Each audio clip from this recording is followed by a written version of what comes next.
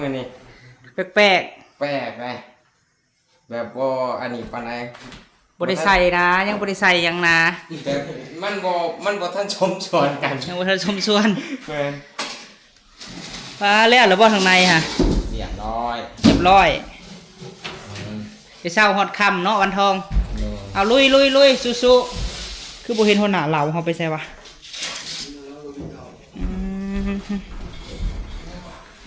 ตีเพดานเลยเนาะ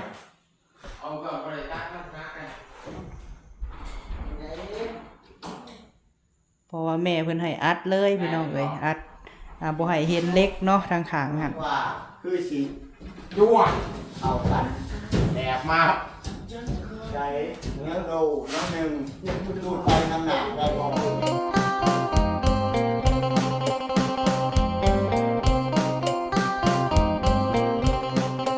สบายดีพ่อแม่พี่น้องเบิดสุขุสุคนเด้อพี่น้องเอ้ยเนาะพบพ่อกับบ่าวพามีอีกแล้วพี่น้องเอ้ยช่วงค่อยค่ำยามแรงเนาะพี่น้องเนาะ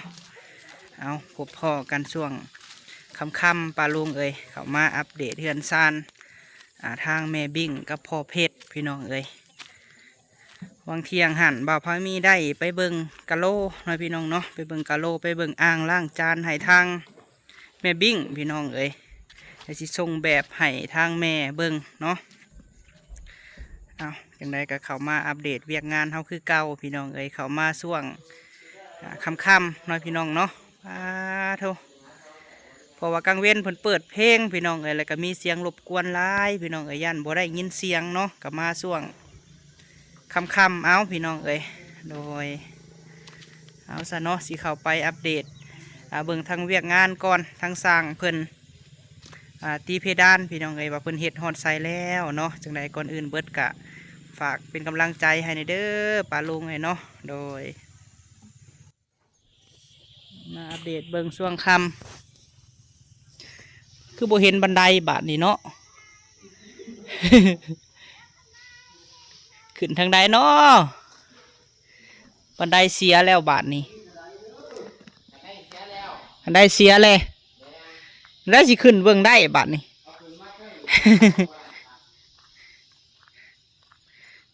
โอ้เพิ่นก่อห้องน้ำขึ้นแล้วพี่น้องเอ้ยทางนี้เนาะ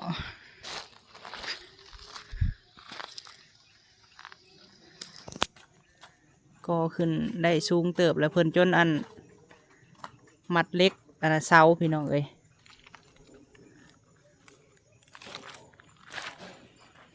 สร้างพุกในเฮ็ดอยู่ทั้งลุ่มบ่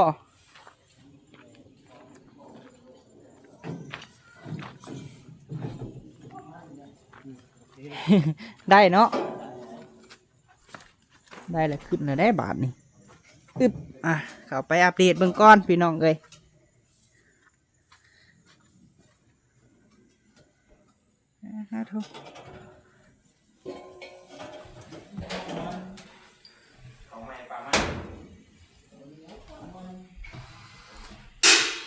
สบายดีเด้อสร้างวันทอง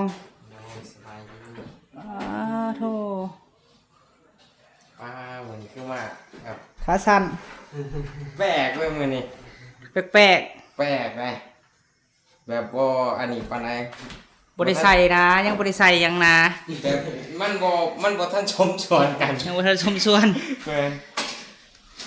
ปลาเลี้ยหรือบ่ทางในฮะเรียบร้อย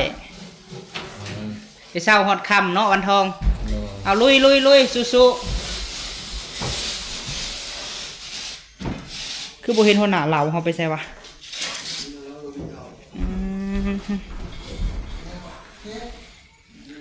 นี่พี่น้องเลย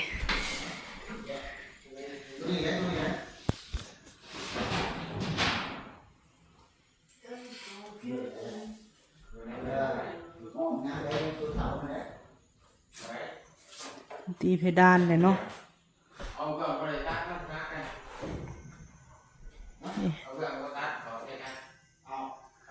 มาอัปเดตเบิ้งพี่น้องเลยเดี๋ยวเพิ่นยังสิทาสีทับพี่น้องเนาะที่ว่าหัวน็อตเพิ่นยังสิทาสีทับหัวน็อตอยู่เนาะเพราะว่าแม่เพิ่นให้อัดเลยพี่น้องเลยอัด บ่ให้เห็นเล็กเนาะทางขางหัน เอาไปแล้ว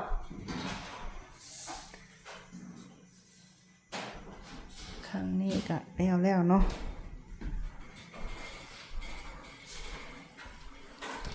เลยเพิ่นก็ทาสีอัดเนาะวันทองบ่ให้เห็น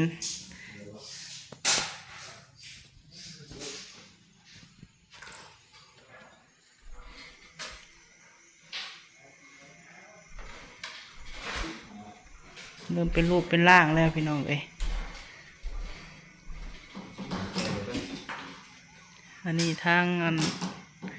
ของโถงคือเห็นสบุญมาบ่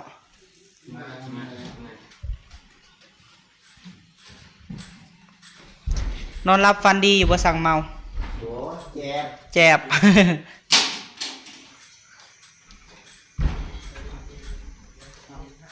สับปะนะอยู่ตรงไหนอยู่ตรงไหน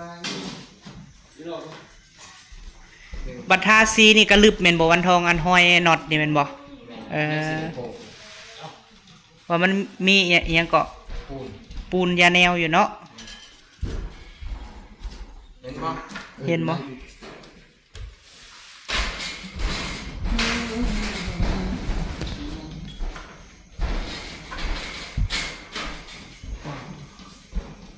มันเขาหลอกเขาหลอกมันก็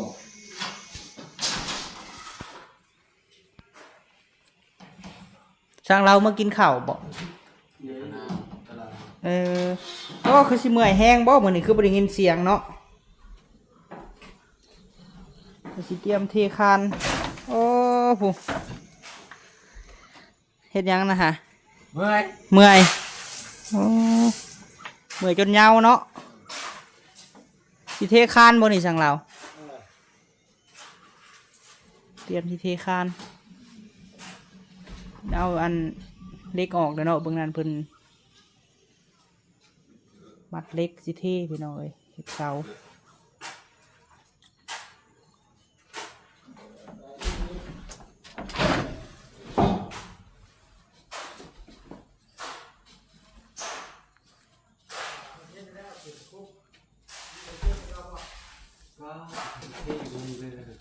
เทมื้อนี้เลยบ่ ตึงนี่เลยนะ ลุยขนาดเนาะ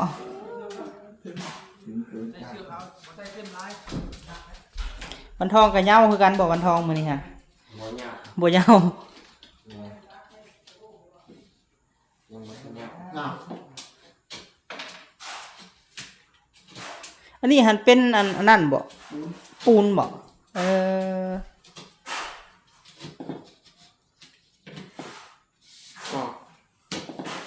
แต่ว่าถึงน้ำนี่โป่งคือได้นี่เนาะ แม่คือน้ำดำก่อนแล้วน้ำย่อยจะไปดำ เพราะว่าคนละแบบได้พี่น้องเอ้ยกับเซล่าเนาะอันนี้ฮะจะเฮ็ดได้ภายในตกแต่งภายใน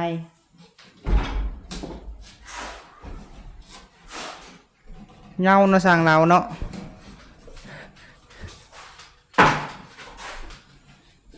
บ่ได้เอาหยังเพิ่มบ่ เอายังจังวะ ยัง เห็ดเพดาน ลุยเพดาน นี่ได้สิไปเอาแต่คัตเตอร์กับของโปะเนาะ ก็เจอครับ ของโปะ สิไปเอาในห้านนี่บ่ เนาะ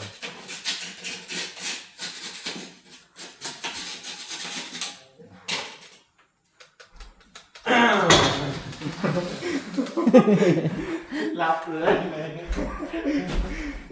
เก่งมากเก่งตื่นหลับแล้วโอ้ บางเนาะแผ่นนี่กะ หวังว่าคือสิ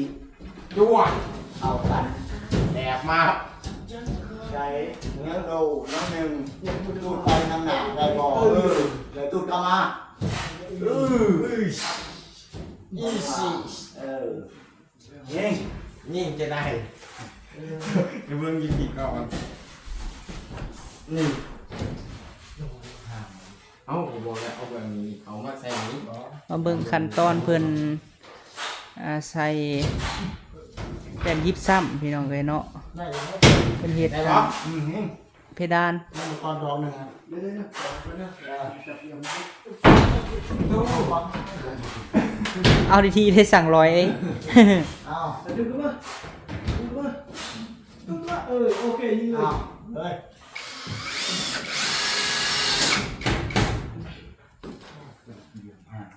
อืม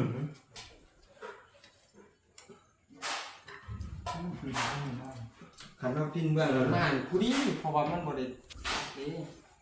มันเป็นภาษาซื้อเลยตอนนี้ ชื่อเดิม เอาเขาจะตั้งตัวใน3-4ครับมันอยากเจอเอง เป็นคนขึ้นเทิงเบิดแล้วเนาะไอ้ห้องนี้ก็กำลังได้ยังทางนั้นเนาะเพิ่นสิเก็บน้ำหลังพี่น้องเอ้ยวันนี้เพิ่นก็สิทาสีเรียกว่าปูนพี่น้องเอ้ยแนวที่ว่าบ่ให้เห็นหัวของน็อตเนาะที่น็อตยิงนี่แหละเพราะว่าจะมีอันปูนของอันเพดานโดยเฉพาะพี่น้องเอ้ยที่เป็นถุงหั่นเนาะที่เขาสั่งมาหั่นแต่ก็ทาสีขาวให้สว่าง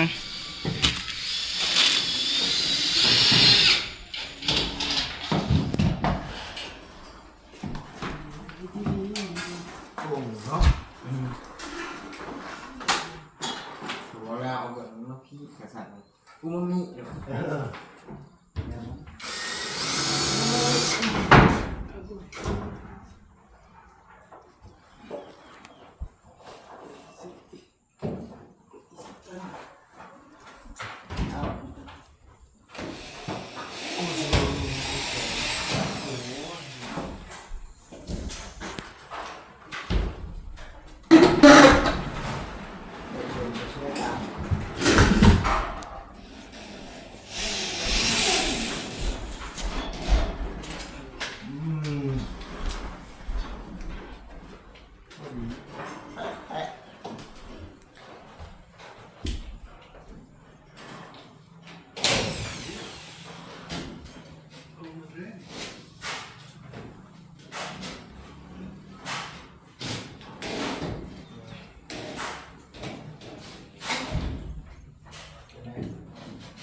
วันนี้มันมีใครโดนหนีแล้ว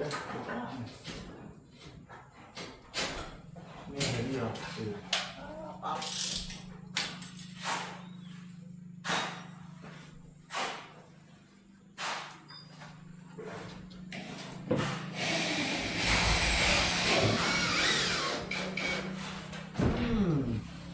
มีหนึ่งโต๊ะ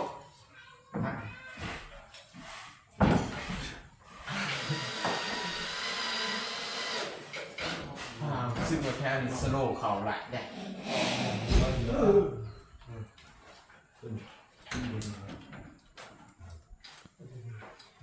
มาสาดนี่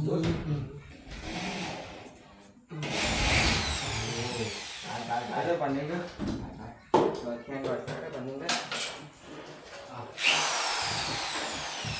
เฮ้ยแนวทุกอย่าง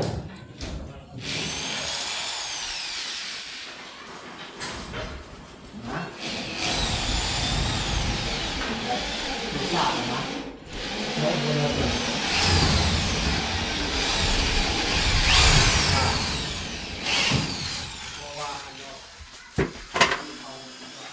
เทมือนี้เลยบ่นี่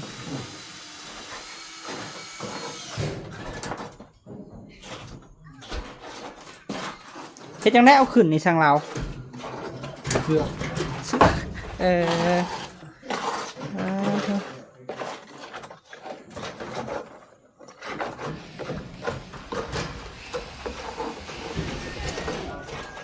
เทคาน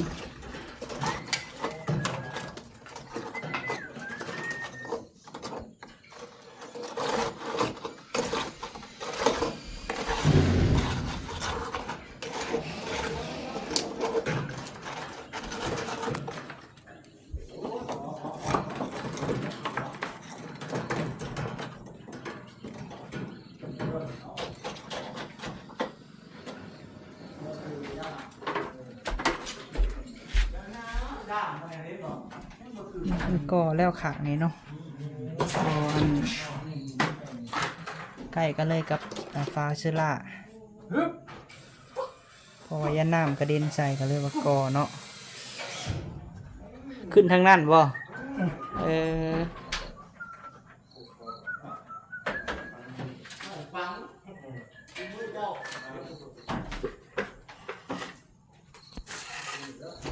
ใส่เสือกเอา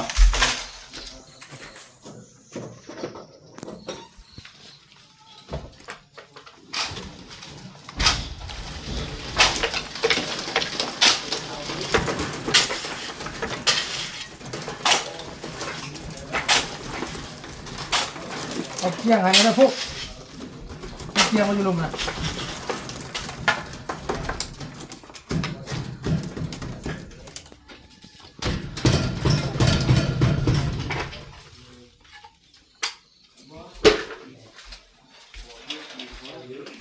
กระเชียวไปชิคุพูน ขอปิ้นดูนะขอปิ้นนะ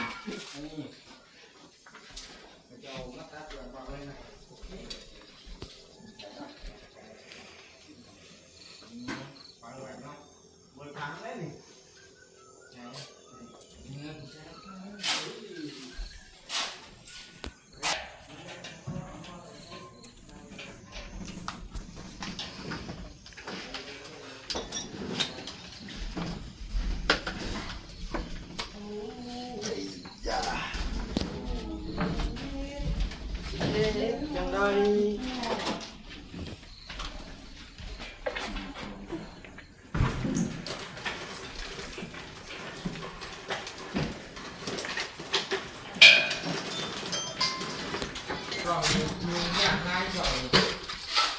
ยาบนโทรมาแล้วบันทอง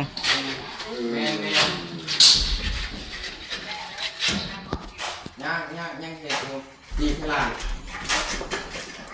ดีขนาดอยู่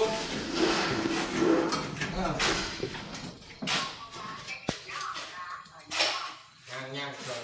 กำลังคุ้มหยอกส่วน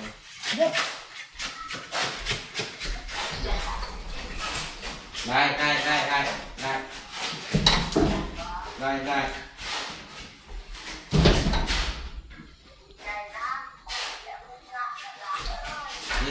ยสิวให้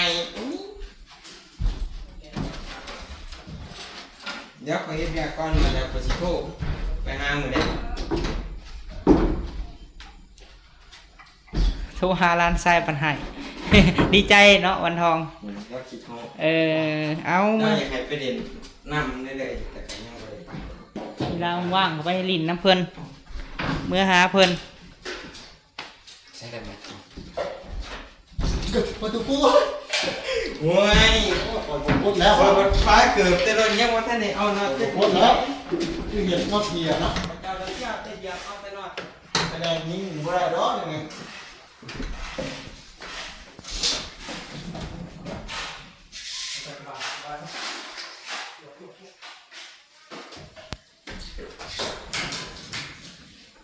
มือหนีจักว่าแล้วเนาะสั่งเมา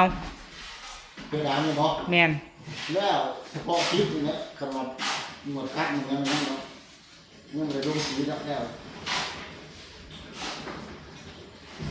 แล้วนี่ก็ยังใส่ขอบอยู่เนาะใส่ขอบใส่หยังอีกทำบ่ง่ายพี่น้องเลยสิแล้ว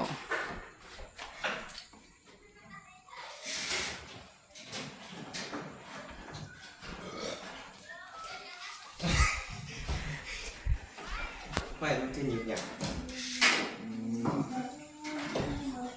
มีหนักมันจะมอดแล้วกันเลยนะ บัวเอ้า โอ้อยู่พูน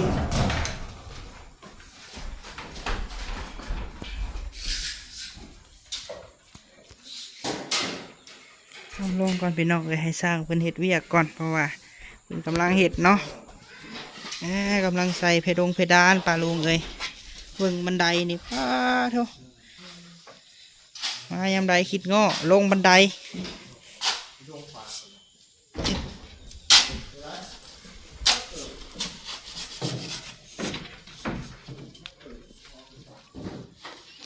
มื้อนี้เพิ่นเฮ็ดน้ำการอยู่ในเนาะ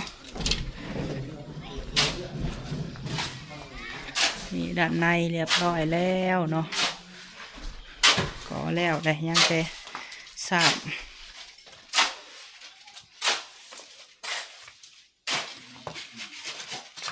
นี่แม่นห้องน้ำทั้งลุ่มเด้อป้าลุงเอ้ยเนาะถ่ายให้แม่บิ่งพอเพชรเพิ่นเบิ่งว่าเพิ่นจะใส่โซนใดแบบอ่างล้างมือล้างหยังเพิ่นอยากใส่เนาะเพราะว่ามื้อนี้บ่พอมีไปเบิ่งกะโลให้แม่เพิ่นแล้วเนาะให้สิส่งให้แม่เพิ่นเลือกเบิ่งสีว่าเพิ่นสิเอาสีหยังพี่น้องเอ้ยแม่เพิ่นมักแบบโล่งๆเนาะใส่แบบลูกแก้วหลายๆเพิ่นว่าแบบมันงามเพิ่นว่าเนาะ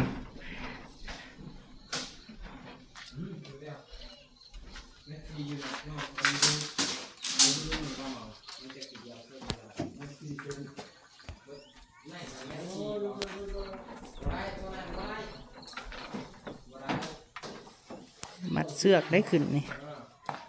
เสือกขึ้นเพราะว่าเฮาบ่ได้สั่งหยังพี่น้องเอ้ยสั่งเพิ่นว่าเฮ็ดเวียกไปซะก่อนเนาะเพราะว่าเฮาสั่งเครื่องของมาหลายไว้แล้วมีแต่สั่งเพิ่นลงมือพี่น้องเอ้ย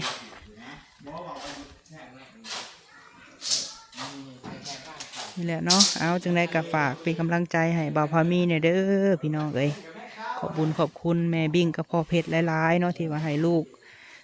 เบิ่งเวียกเบิ่งงานให้นี่แหละเรื่องเฮ็ดเฮือนเฮ็ดซ่านเนาะกับบ่าวพามีอยู่ใกล้พี่น้องเอ้ยเพราะว่าเบิ่งแนวใดมันจบงามเนาะแล้วก็บอกพ่อแม่พี่น้องเอ้ย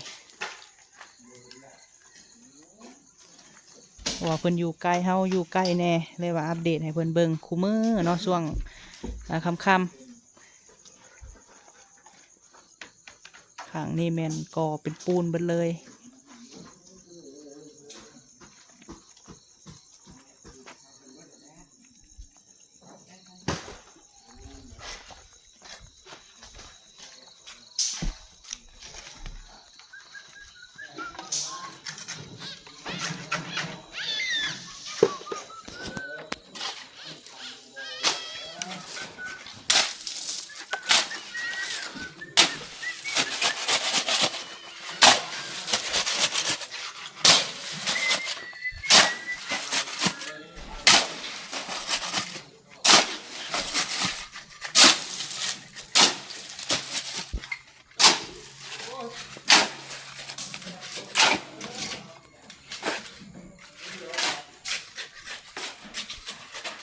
ไปสาวพี่น้องเอ้ยเนาะคลิปนี้ทางบ่าวพามีก็สิได้